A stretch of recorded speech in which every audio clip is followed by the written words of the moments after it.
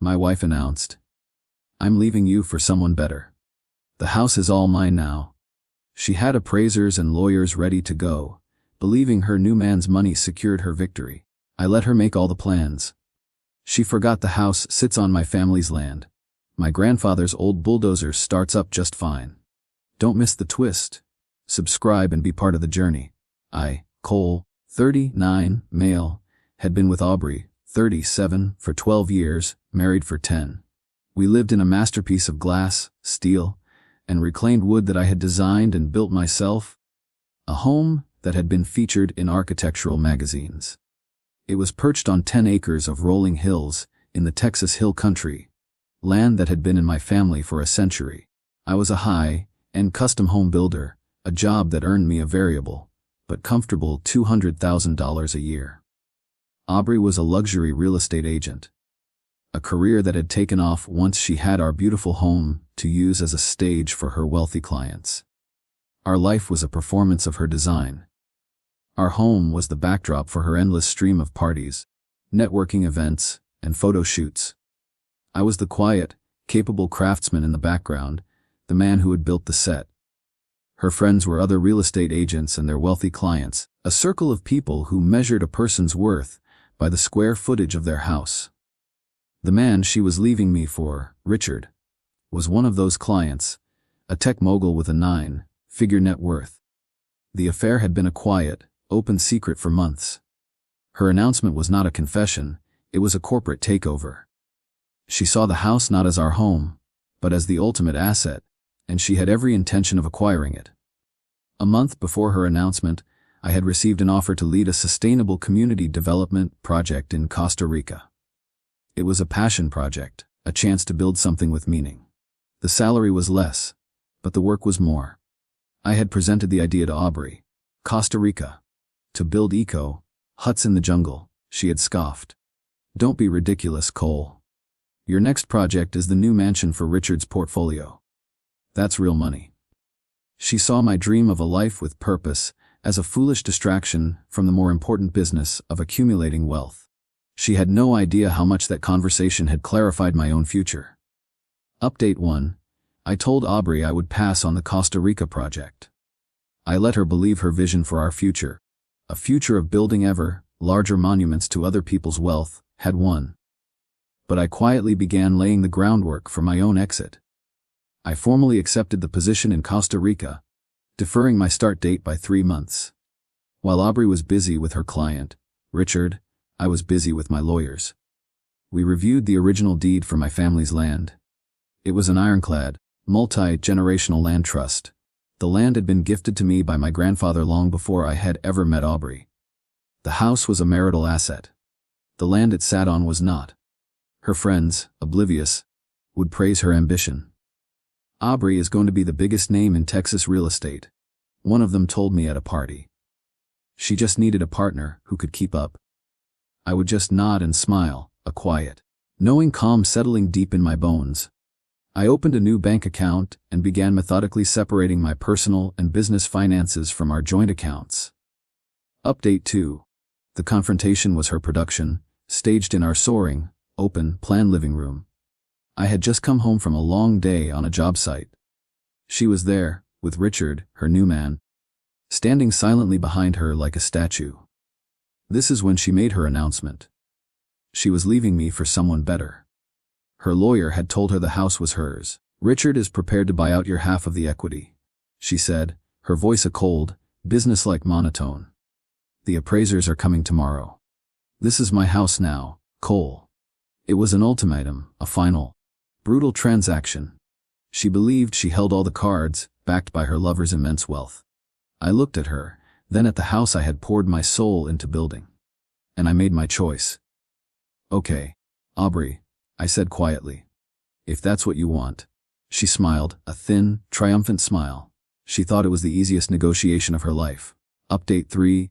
The fallout was a masterclass in smug entitlement. Aubrey moved Richard into my home. She changed the locks. She sent my lawyer a barrage of documents from her high-powered legal team, a shock and awe campaign designed to overwhelm me into a quick settlement. I did not fight. I did not argue. I instructed my lawyer to agree to everything. I moved my tools and my personal belongings into storage, and I flew to Costa Rica. My new life was a world away from the cold glass and steel of my old one. I lived in a simple, open-air cabin surrounded by the vibrant, chaotic life of the jungle.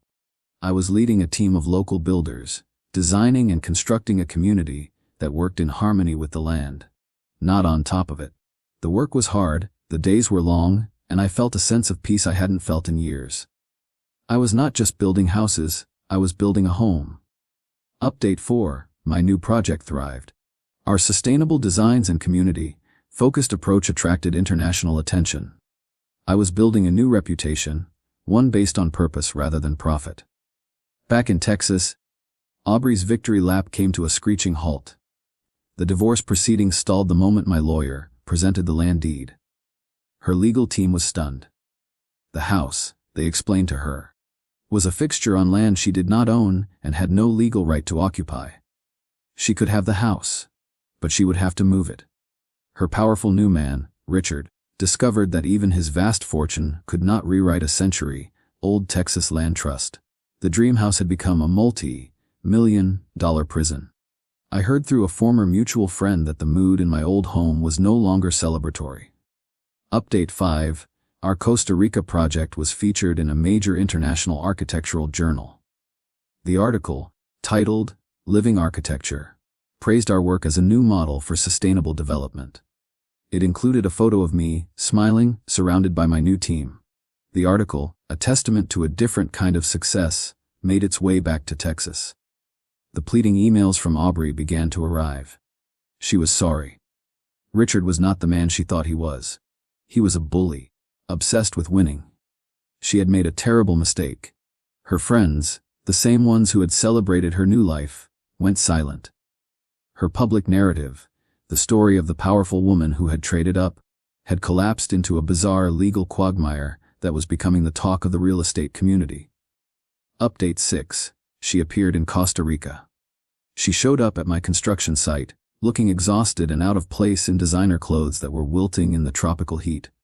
"Cole," she began, her voice a desperate plea. "We have to talk. Richard is a monster. He's trying to force me to sell." "Sell what?" I asked calmly. "You can't sell a house you can't move. Please," she said. "Don't do this. Don't take the house from me. It's all I have. You were the one who put a price on it." I reminded her, my voice quiet but firm. "You were the one who reduced our life together to a line item on an appraisal. You called my family's legacy dirt.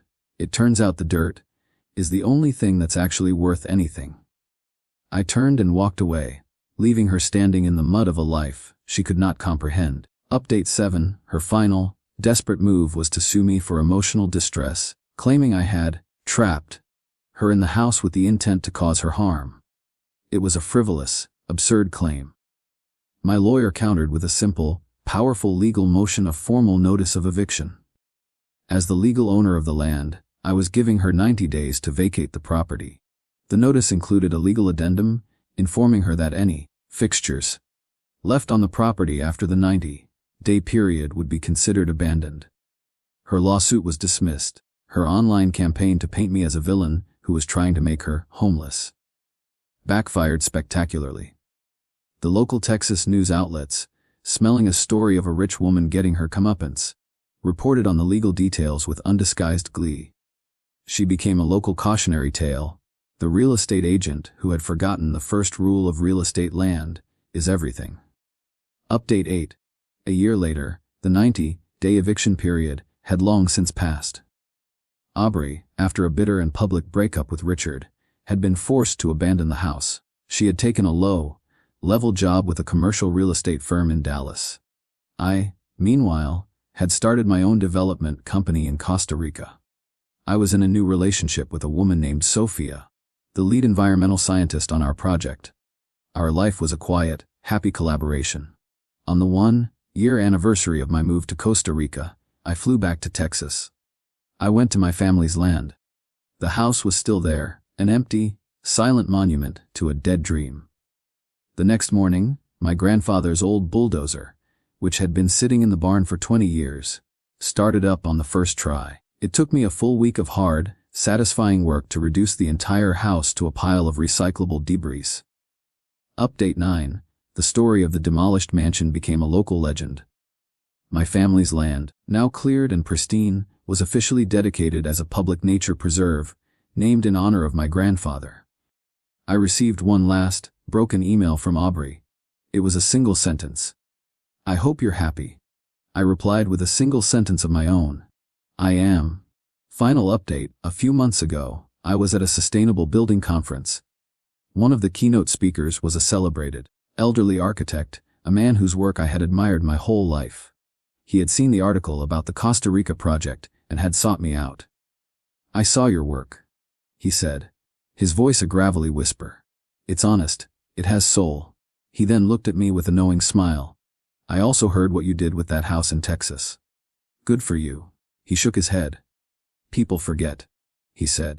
"A house is just a box of materials. It's the foundation that gives it meaning. And some foundations are rotten from the start." His words were a perfect benediction. The greatest lesson I had learned was about the nature of what we build. A life, like a house, is not defined by its beautiful facade or its market value.